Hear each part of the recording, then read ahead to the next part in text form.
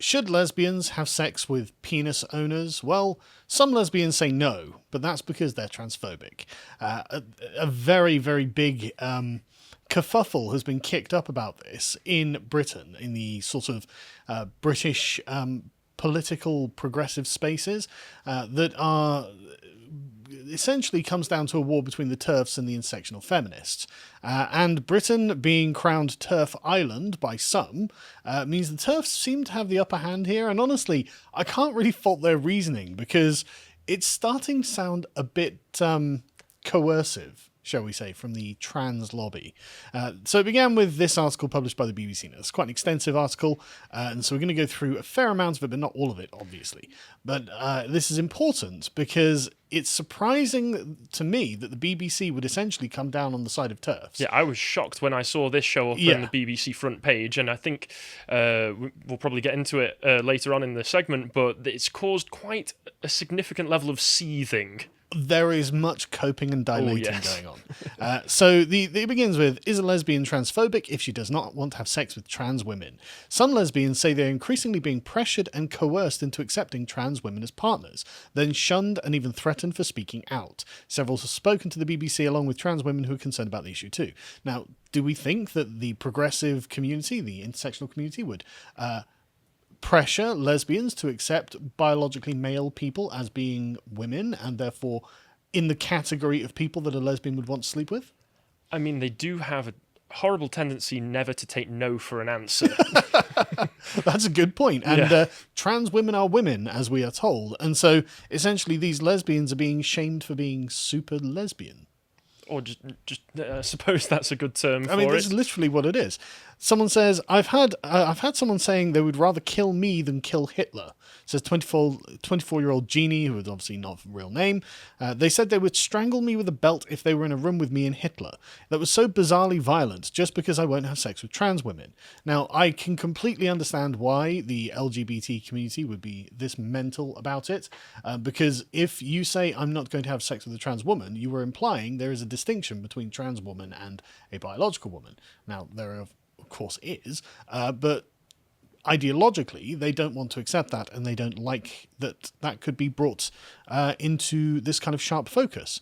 Jenny herself is a lesbian woman. She says she is only sexually attracted to women who are biologically female and have vaginas, and therefore only has sex and relationships with women who are biologically female, as in she is literally a super lesbian. Like, that's what a super straight is. You know, I, as a super straight person, am only attracted to biological females who have vaginas. Yeah, I mean, a few years ago, that was a pretty typical position for a lesbian to have. Who'd have thought we'd come this far in so little time? I know, progress, you can't stop it. Jenny doesn't think this should be controversial, but not everyone agrees. She has been described as transphobic, a genital fetishist, a pervert, and a TERF. You're a pervert for being a lesbian who wants to have sex with biological women. How's that? Like, that's... But I love this, a genital fetishist. Yeah. There is such a thing as genital preferences. Yeah, but like I have a sexual fetish for women's genitalia. Is that wrong? Like, what should I have a sexual fetish for, says the lesbian? It's the framing of otherwise normal things as just completely outlandish. But what I love about that, calling someone a genital fetishist as if that, A, that's wrong, but B, that seems like a profoundly conservative position. Oh, you can't have a fetish for sexual parts of adult humans? It does come across like the old Christian conservative stock rhetoric. It does, doesn't it? Anyway, they carry on. There's a common argument that they try and use that goes, what if you met a woman in a bar and she's really beautiful and you got on really well, and you went home and you discovered she has a penis? Would you just not be interested? Says Jenny. She says, yes, because even if someone's attractive, at first you can go off of them. I just don't possess the capacity to be sexually attracted to people who are biologically male, regardless of how they identify. Well, I agree with the lesbian. I don't either. As do I. Even if they were very good at passing. Yeah, exactly. As soon as the trousers come off and all of a sudden, it just flops out. I'd be sorry. I'm a vagina fetishist. Yes. I'm sorry. I'm just not into that. Thank you very much. Exactly. Just say no. Yeah. And several people got in touch with the journalist who did this to say that there's a huge problem for lesbians who are being pressured to accept the idea that the penis can be a female sex organ. And we know who those people are. People who are very online and call themselves intersectionalists.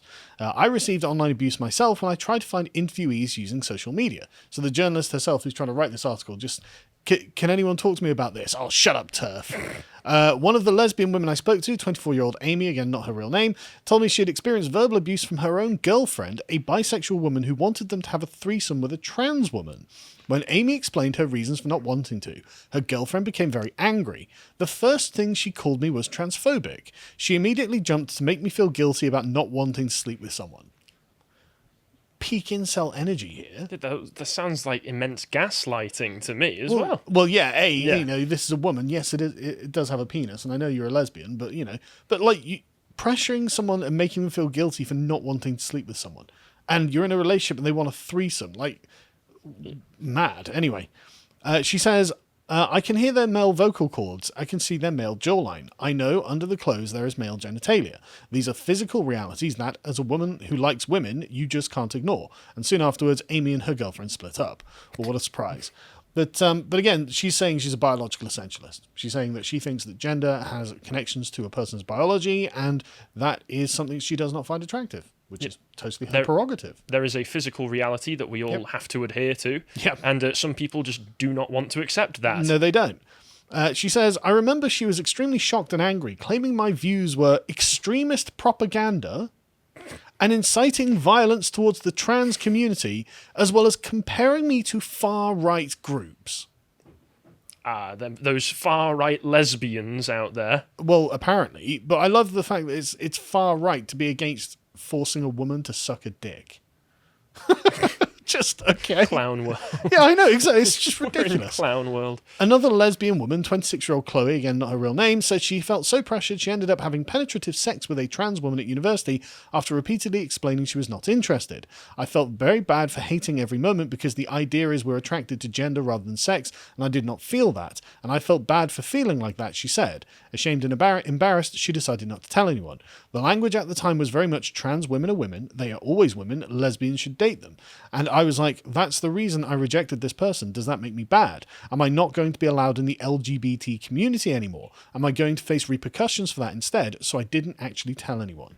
That, to me, sounds like she's living under some kind of ideological reign of terror. Yeah, that experience, if it's true, sounds awful. Yeah. But that is, I mean, it sounds like she very much, but sadly, put herself into the mindset where she had to go through that, but she faced the harsh reality of when ideology slams into the brick wall of reality.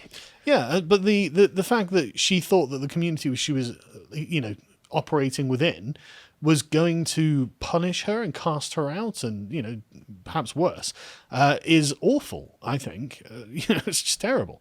But anyway, so Angela C. Wilde is the co-founder of Get the L Out, whose members believe in the rights of lesbians are being ignored by much of the current LGBT movement, as in, this is why LGB Alliance exists. And she created a questionnaire for lesbians and distributed it via social media and then published the results. Now, this was a Twitter poll, basically, and one of the main arguments against this article is, she used the Twitter poll, but if you look at almost everything that the LGBT community does, it's all done via Twitter anyway. So what are you complaining about? Anyway, she said that 80 of the women who did respond, out of the 80 women who did respond, 56% reported being pressured or coerced to accept a trans woman as a sexual partner.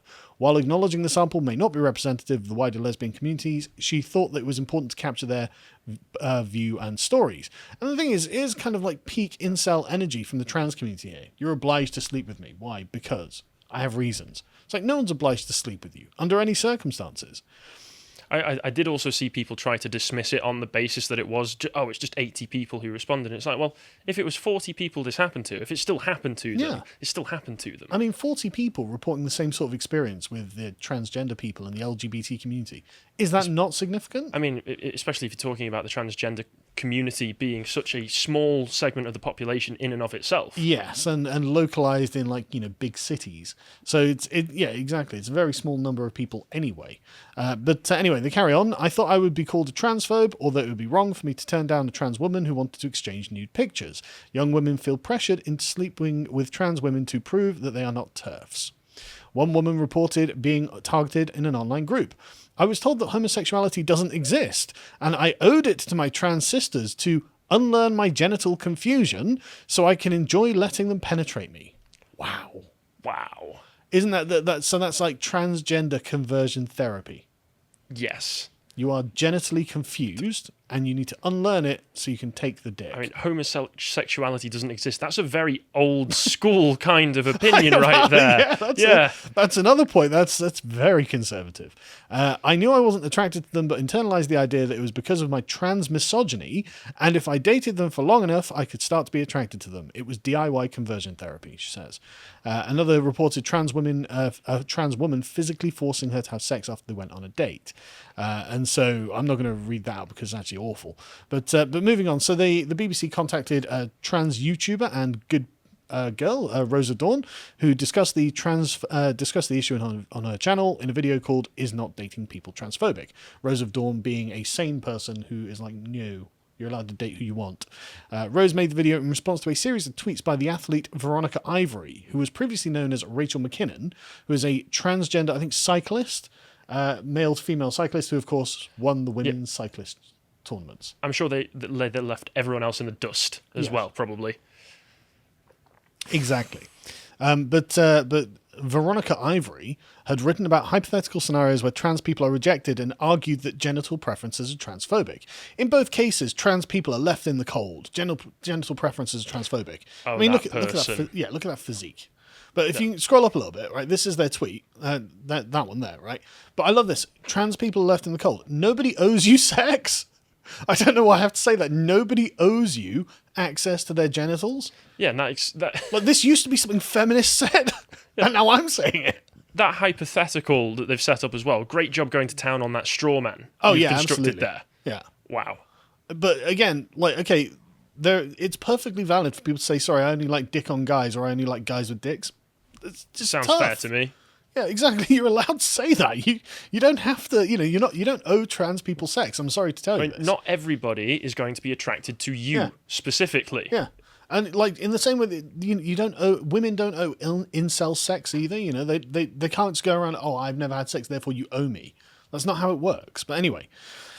Rose believes that even trans people are afraid to talk openly about this for fear of abuse. People like me receive quite a lot of abuse from trans activists and their allies. The trans activist side is incredibly rabid against people who they see as stepping out of line, which, as far as I've seen, is correct.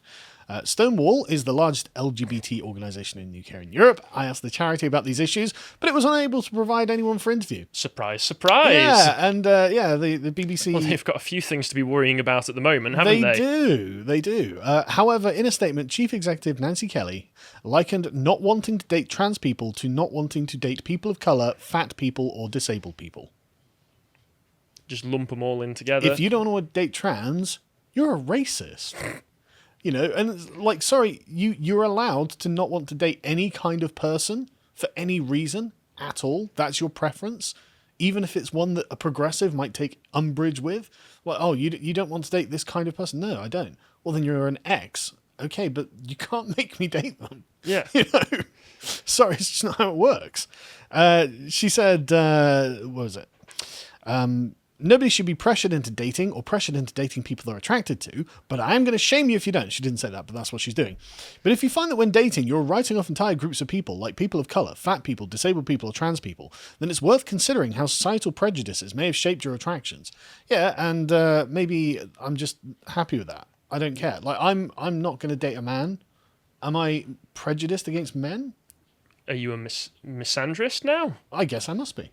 I mean, once again, just at the end of the day, people have preferences. Yeah, that's what this and comes they're down entitled to them. Yeah, and these people are just going, no, you're not allowed them. Your They preferences are offend me. bigoted. Yeah, Yes. exactly. Yeah. Jesus. We know that prejudice is still common in the LGBT plus community, and it's important that we can talk about that openly and honestly. Right, so according to Stonewall, the LGBT community is riddled with sexism, racism, and ableism and transphobia, and it won't give sex to trans people. Weird. Anyway, there are some examples of this. We can go to the next one. So this one sort of TikTok exchange that I found that was very, or Vicky found actually, was very interesting. So this child sexual abuse charity founder compels a lesbian to unlearn her transphobic penis repulsion. Summarizing their exchange, she ends up saying, Never in a million years would I advocate for coercion, and shaming people is not my game, which is ironic given how this whole thing's full of shaming. But what I will never stop doing is challenge unapologetically any idea that causes more violence to people in my community, and that's what gender preferences ultimately lead to: violence against transgender people. If you have a preference for a certain kind of sexual organ, then you're committing violence against trans people. I mean, it always comes down to the accusations of violence, no matter what the actual reality of it is. But honestly, this whole thing is quite sickening to me. It's disgusting. It is, because you're just shaming people for stuff that I thought we figured out, 30 years ago, that it's like, well, people have genital preferences and gender preferences. Yeah, and the thing is, I always looked at it like you don't really get a choice as to who you're attracted to. Yeah, I mean, I thought that was what, gay rights and lesbian rights was based on, the whole idea of like, well, we just are who we are, just leave us to it. We can't help being this way, so stop persecuting us. And I, as a liberal, was like, yeah, that seems to make sense. Yeah, it sounds fair to me. Yeah, exactly. Why do we have to? And I've never chosen my sexual attraction either. I mean, when I've chosen women, they're a lot of work. I know. You don't get to puberty and you get multiple choice. Exactly. If it was that simple, maybe I would have chosen differently. But basically, after having like an SJW struggle session, with a commenter called Jenny basically promises to get therapy and expresses the fact that she doesn't want to hurt anyone with her genital preferences. She says, "I am sorry, I did not want to punish trans women by denying sexual access to me by rejecting pre-op trans women. I'm going to a therapist to cure my repulsion." I mean, mad. Anyway, so moving on, there's a Daily Mail article that was in response to this BBC one, where a lesbian barrister claimed that she'd seen firsthand people who identify as trans women bully and coerce naive and vulnerable lesbian girls as young as 14 into a relationship. She said that she finds it really sinister, rapey, and if she doesn't sleep with people who are biological men, she's somehow labelled a bigot or transphobe. Yeah, that seems to be where we're at. We seem to have quite a few examples of that as well. Moving on, lesbians began condemning the BBC. These are cis lesbians who consider themselves part of LGBT, who themselves are, I guess, not transphobic and suck the dick so they don't get called bigots. But they're accusing the BBC of amplifying a transphobic campaign, contributing to a baseless moral panic. Is it baseless if you've got, dozens of people saying, hey, this happened to me? Yeah, I don't think that's baseless. But anyway, they would obviously this has been widely denounced by the wider LGBT community. This article for relying on a small study carried out by a known anti-trans campaign group, and they got 10,000 people on Twitter to sign an open letter to the BBC. Wow. The criticism also hones in on the fact that the BBC continues to platform anti-trans charity LGBT Alliance, which they've had backlash against, I guess we'll call it, and they've been branded institutionally transphobic by senior MPs, LGBT plus campaigners, and public figures. So the BBC has been branded institutionally based, which is also not true. If only. Yeah. But anyway, moving on, the BBC decided they were going to double down on their article, which was staggering. Oh, it's good to see some integrity. Well, yeah, but it's remarkable that the BBC is actually like, no, the hill we're going to die on is the TERFs, not being forced in to have sex with penises. Well, I mean, at least they've found a hill to die on, I suppose. Yeah, I suppose you got to draw a line somewhere. Better late than never. Yeah, exactly, right? And so the BBC told Pink News that, look, it was a complex subject. It went through our rigorous editorial process and provides appropriate context. And so they're not going to change it. And so, yeah, sort of Twitter leftist Ash Sarkar decided to step in here and we're like, hang on a second. Nobody should be pressured into sex with anyone for any reason. But I wouldn't want someone to feel that they had to have sex with me out of social pressure, but it'd be fair to ask whether racism plays a part in announcing every 5 minutes they'd never sleep with a woman of colour. Sure, you can call them racist to shame them into sleeping with a thirsty communist if you like, but it's what you're disavowing at the same time. That just reads like such immense cope. Yes, it does, doesn't it? Oh, no, it's not you. I just don't like women of colour. Sorry. No. It's not that I'm not attracted to you, Ash. I'm just a racist. Yeah. So anyway, another chap, a gay man, sort of returns fire, saying, "Ash, you can have boundaries." Ash in the next breath, "No, you can't talk about those boundaries, bigot," with a clown face, which is a good reply. Yeah, exactly, very good reply. And so Ash replies to this, saying, "So you wouldn't think it bigoted if someone went around talking about how they wouldn't sleep with a woman of colour because they find them disgusting and not real women." It's like, sorry, Ash, no matter how many times you call me a racist, I ain't going to sleep with you, or any woman of colour, because my wife would be furious. Yeah, and the moving of the goalposts there as well, and the framing. Oh, I'm not attracted to people of that skin colour. All of a sudden, they're disgusting, and they're not human beings. Yeah, exactly. Nobody said that. People are allowed their preferences, even if you find them racist. And Ash has the final word on this, and we can give the next one.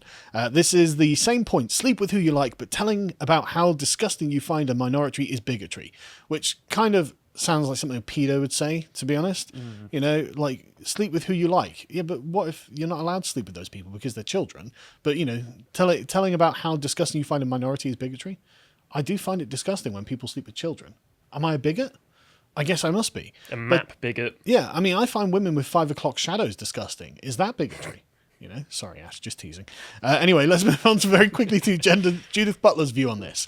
So this was published before the BBC article, because it's a conversation that's been sort of floating in the ether, and Judith Butler headed it off at the pass.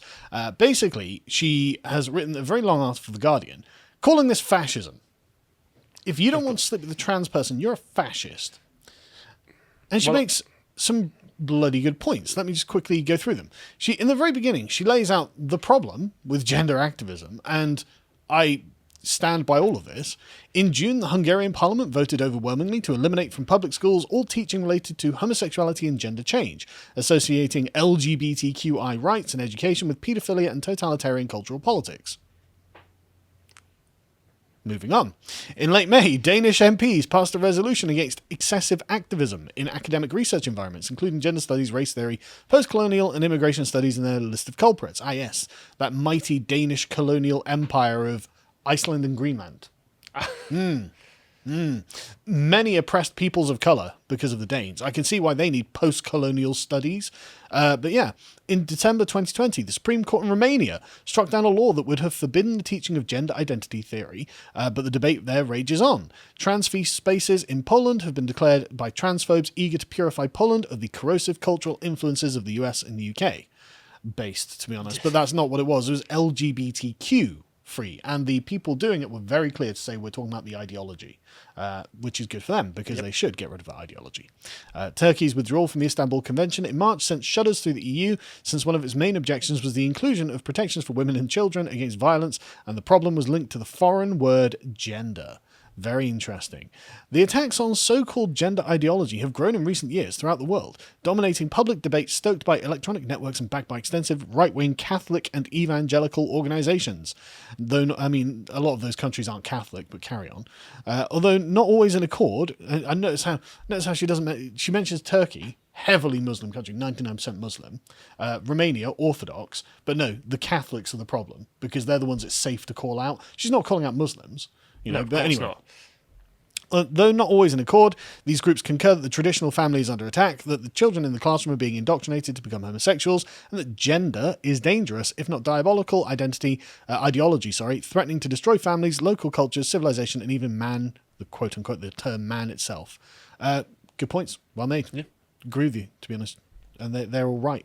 But anyway, so she skims along a bunch of other things and then gets to, in his well-known list of the elements of fascism, Umberto Eco writes, the fascist game can be played in many forms, a collage, a beehive of contradictions. Indeed, this perfectly describes anti-gender ideology today. No, it doesn't. No, it does not. Opposing gender ideology does not make you a fascist, although doubtless the fascists would have opposed gender ideology. And I would say that gender ideology itself is much more representative of a beehive of contradictions. That's a great point, actually, yeah. That's a very good point. I missed that, yeah. This form of fascism manifests instability even as it seeks to ward off the destabilization of the social order brought about by progressive politics. So if you don't want your society destabilized, you're a fascist. Right. Got it. But we'll leave it there, because basically she's arguing that, the gender-critical feminists shouldn't go and ally with the far right. And it's like, no, we're building a nice coalition with them. Go away. I mean, it doesn't surprise me at all. Judith Butler has long since been completely nuts. Oh yeah, she wrote Gender Trouble and has been pushing this for decades. And she's a lunatic. She wanted to destroy any idea of gender in the first place. She absolutely does. And the idea that you want to not have your societies destabilized by destroying the gender relations between the sexes is not fascism, Judith. Try harder. I just want to grill, mate. Yeah, exactly. Just want to grill and go to bed with my wife, if that's all right. If you enjoyed that segment from the podcast The Lotus Eaters, you can watch the full thing at 1 p.m. every weekday at lotuseaters.com, or you can sign up to get access to all the premium content we have on the site.